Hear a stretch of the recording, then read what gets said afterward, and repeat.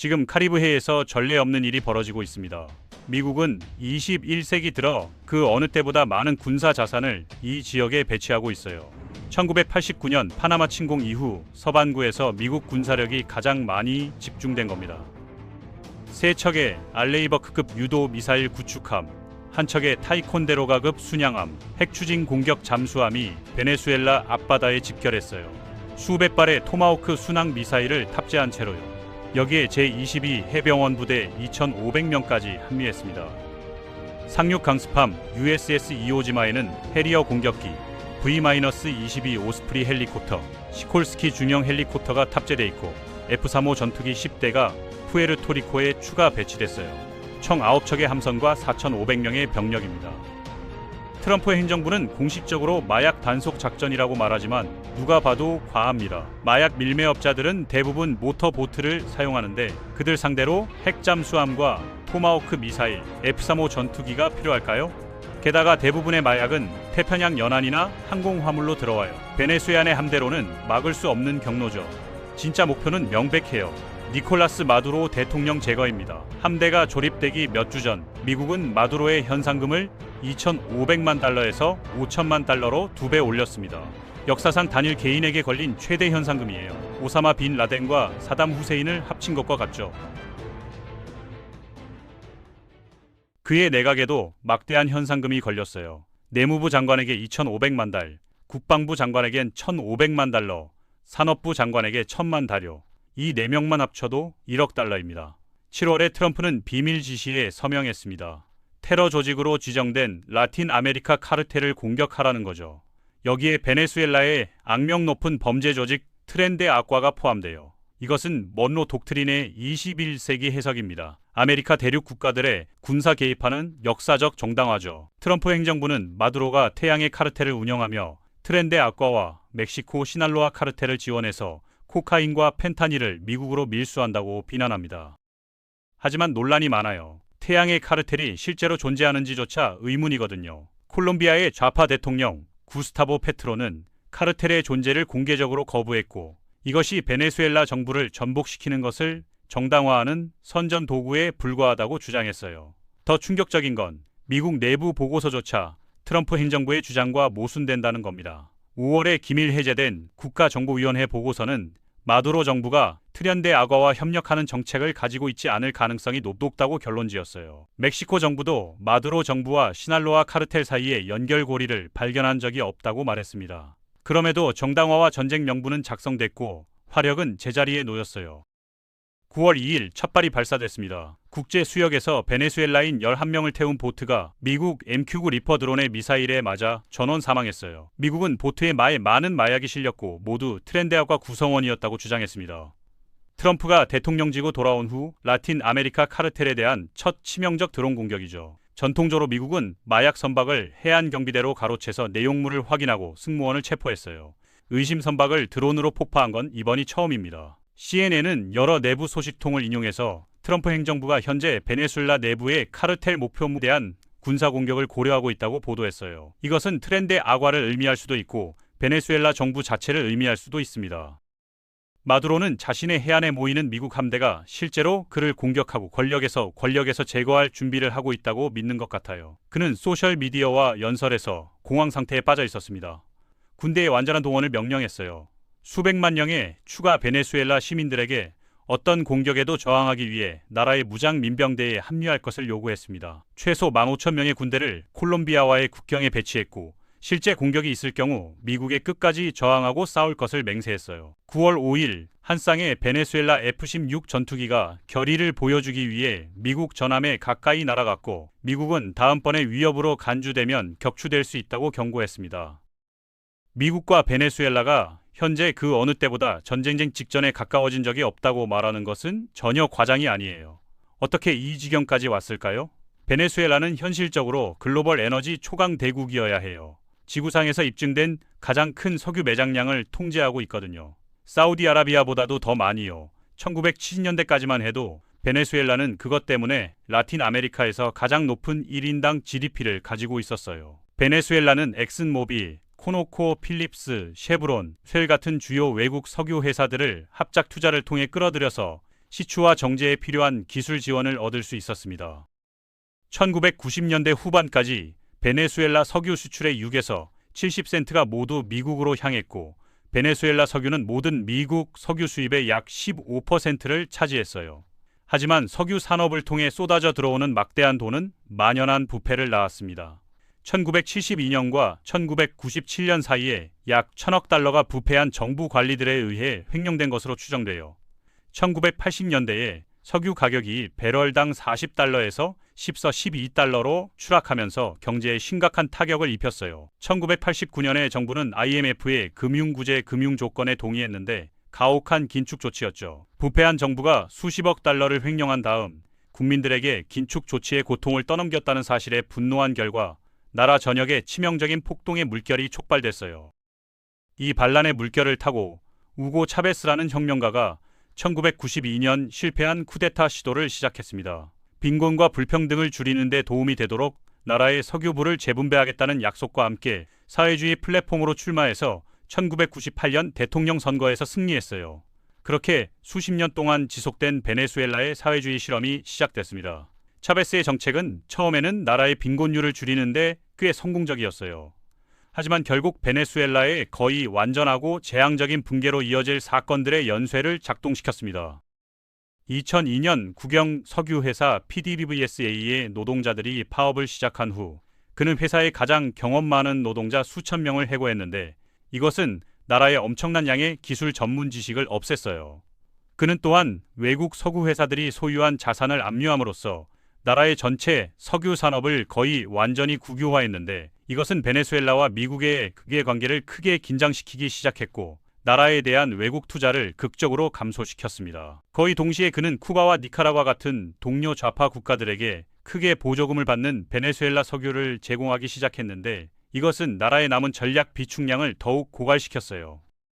2013년 재임 중 사망했을 때 차베스의 오른팔이자 부통령인 니콜라스 마두로가 그 뒤를 이어 대통령직을 맡았고 그는 자신의 지위를 본격적인 독재로 빠르게 통합했어요. 2014년 그가 이를 맡은 지 불과 1년 만에 글로벌 석유 가격이 배럴당 100달러 이상에서 2010년 초까지 배럴당 30달러 미만으로 붕괴했는데 이거저니 석유에 장애가 될 정도로 과도하게 의존하는 베네수엘라 경제를 혼란에 빠뜨렸어요. 일단 마두로 치하에서 석유 가격이 붕괴하자 나라는 더 이상 차베스 시대의 호화로운 지출을 감당할 수 없었습니다. 서비스와 일자리가 극적으로 삭감되고 인플레이션이 치솟으면서 나라 전역에서 시위와 폭동이 터졌는데 마두로는 이것에 폭력과 단속으로 대응했어요.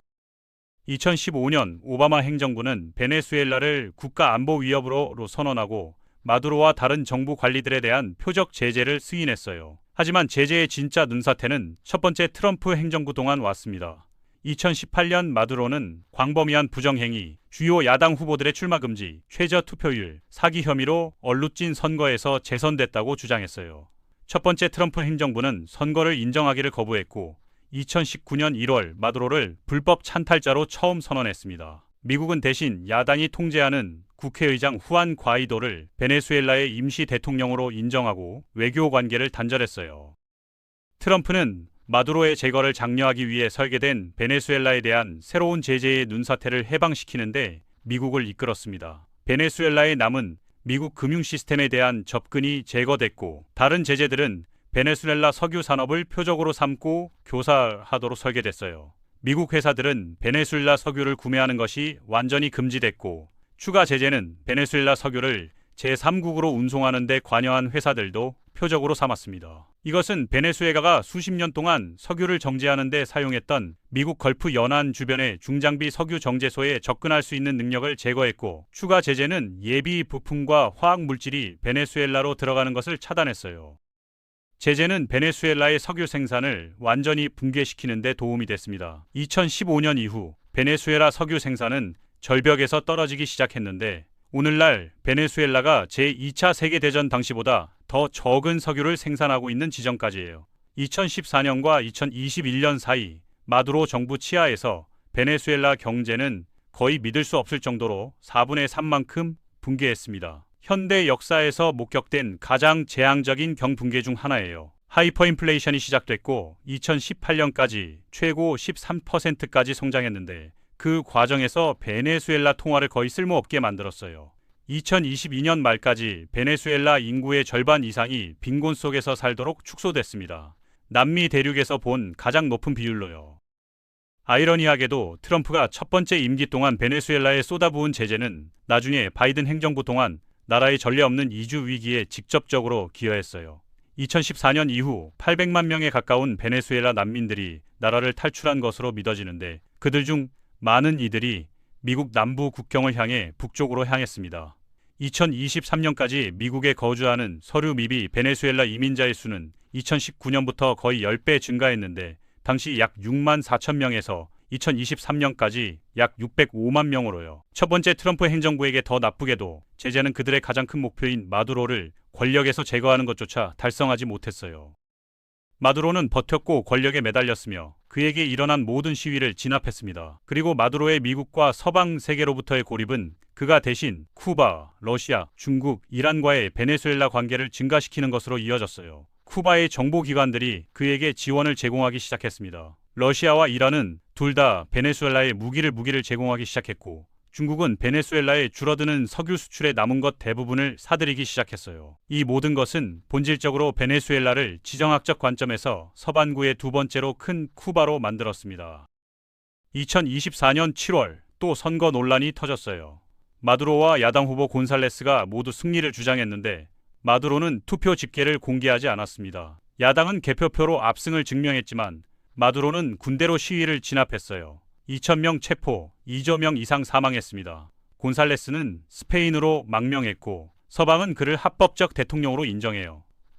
마두로는 완전한 독재자가 됐습니다. 부패 지수에서 세계 3위예요. 시리아, 북한보다 낫죠. 트럼프의 첫 번째 임기 동안 경제전쟁과 제재정책은 나라의 변화를 가져오는데 실패했고 심지어 미국 남부 국경의 이주 위기에 기여했다는 의미에서 역효과를 냈어요. 바이든의 참여와 외교 정책도 어떤 변화도 가져오는데 실패했습니다.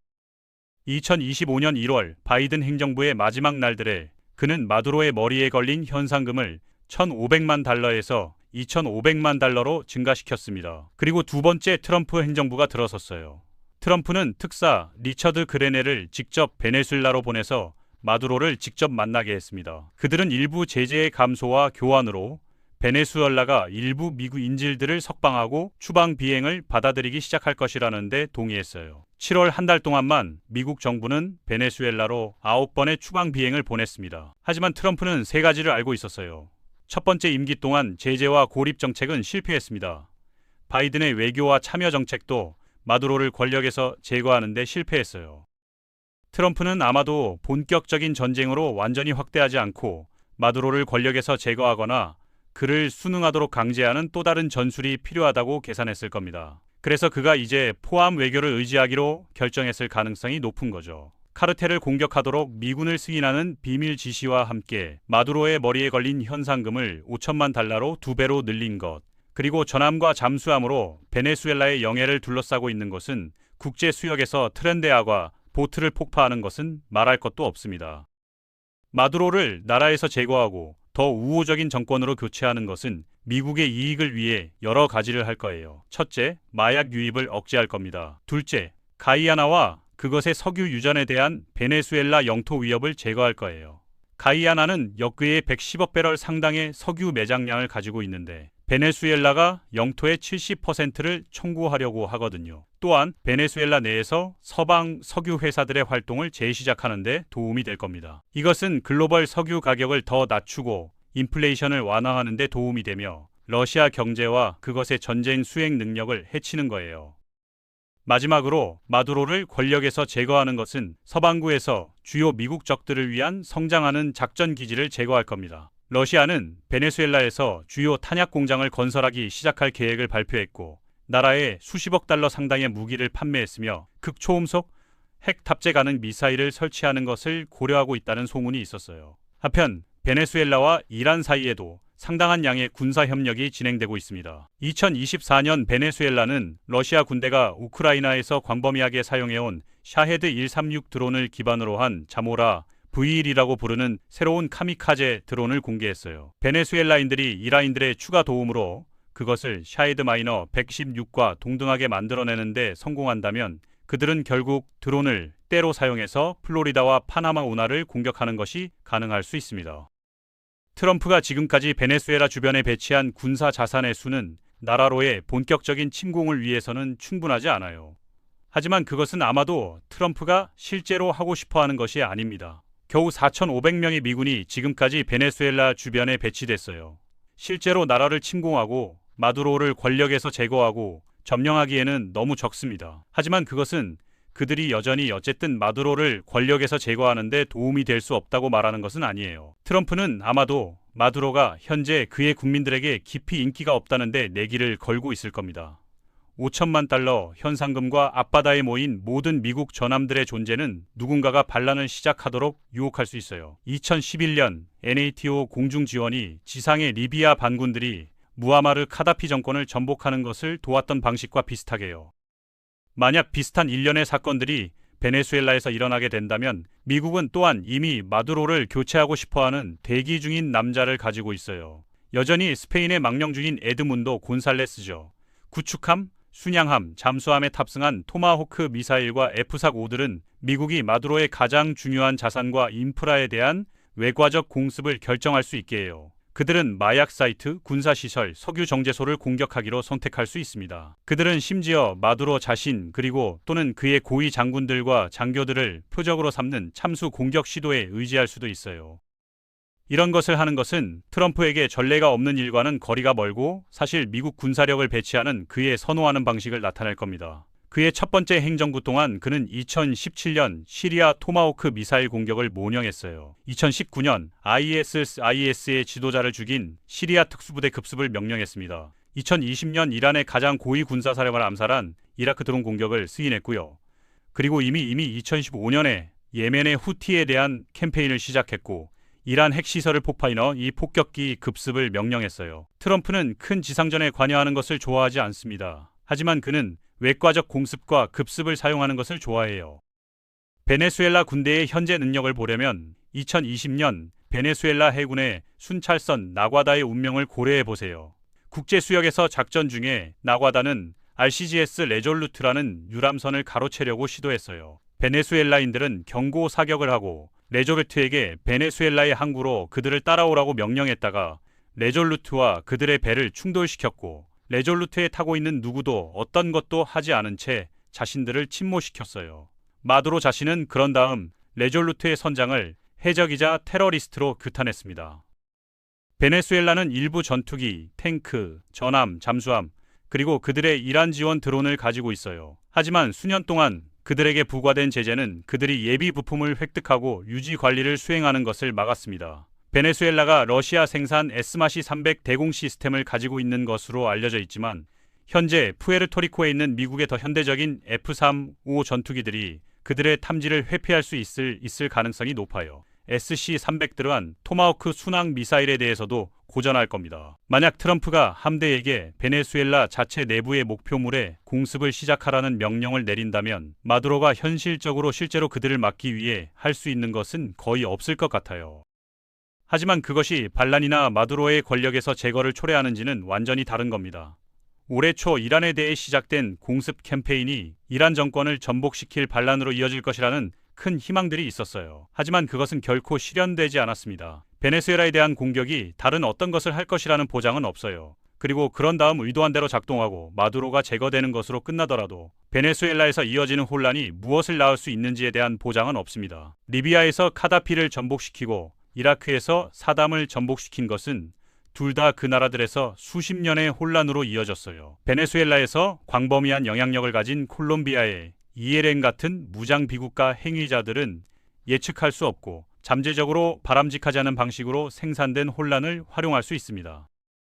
영상 공개 직전에 베네수엘라 정부는 미국이 그들에 대해 카리브해 지역에서 정보 비행을 수행하고 있다고 비난하기 시작했어요. 베네수엘라의 국방부 장관은 베네수엘라에 대한 정찰 비행을 포함한 미국 정보 및 정찰 작전이 8월 한 달에 걸쳐 3배 증가했다고 진술했습니다. 이것은 국방부 장관이 미국이 마두로를 권력에서 제거하기 위해 베네수엘라에서 무장 개입에 대한 정당화를 찾고 있다고 주장하게 만들었어요. 그리고 그 이후로 미국 해군 전함 중 하나가 전해지는 바에 따르면 베네수엘라 자체 해역 내에서 베네수엘라 어선을 급습했습니다.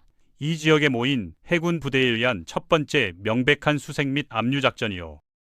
마두로는 자신이 미국 공격에 최후의 결전을 선포했다고 여러 차례 밝혔습니다. 베네수엘라 국민들에게 무장하고 저항할 것을 요구하면서요. 구독과 좋아요 부탁드리고 댓글로 여러분의 생각도 들려주세요. 여러분은 미국과 베네수엘라 사이의 충돌이 실제로 일어날 것이라고 생각하세요? 다음 영상에서 뵙겠습니다.